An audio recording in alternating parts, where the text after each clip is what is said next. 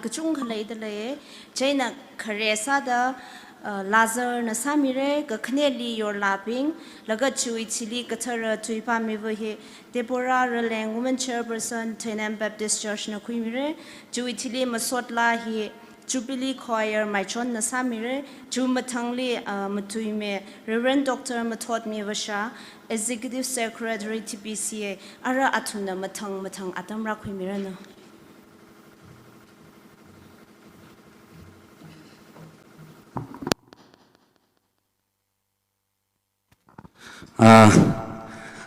Hanna church leader amoka committee khoibu program da chenba matam da mafam da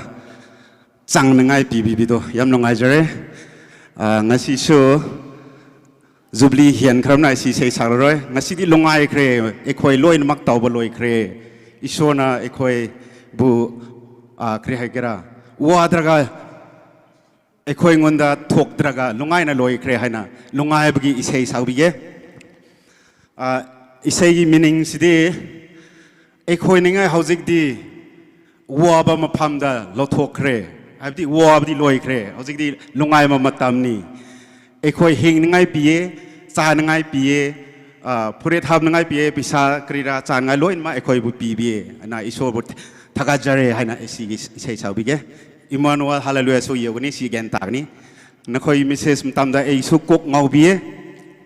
hauzik di ekhoi lona saubige nakhoi kok chabige nakhoi su Mizoram kri tagni na isei di leurim gen ta su dum tai na ka ei su nakhoi dum gen ta su isei dum tai dona nakhoi bo hauzik di kok chabige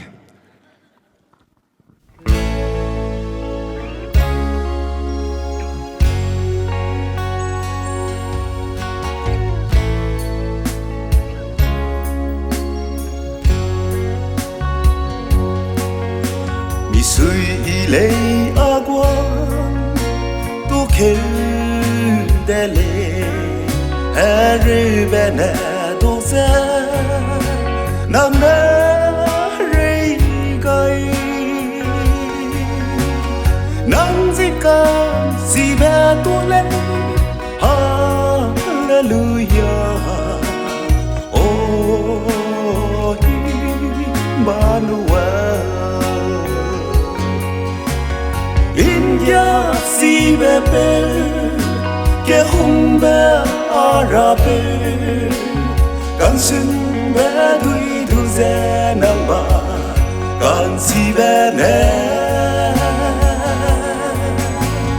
zu gai be de le ra le ne ra be le be dun dai ma se nang si tu ze bang le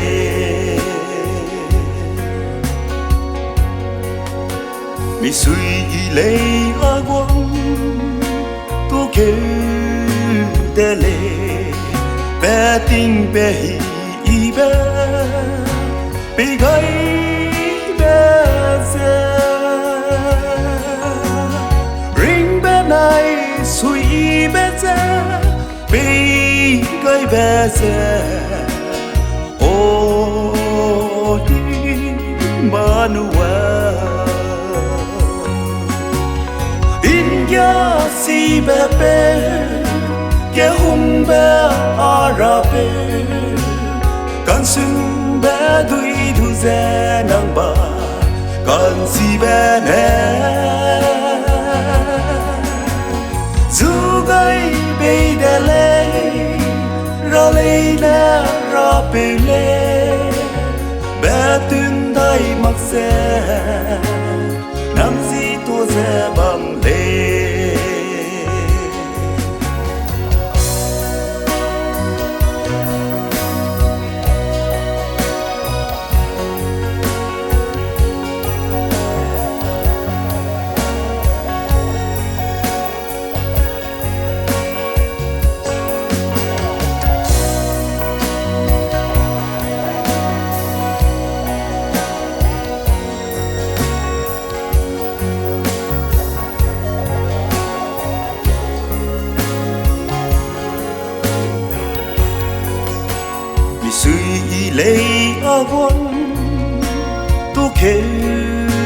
dele te sa rang kang phai ni bi gai be se ning sing si be le ne se bi gai be se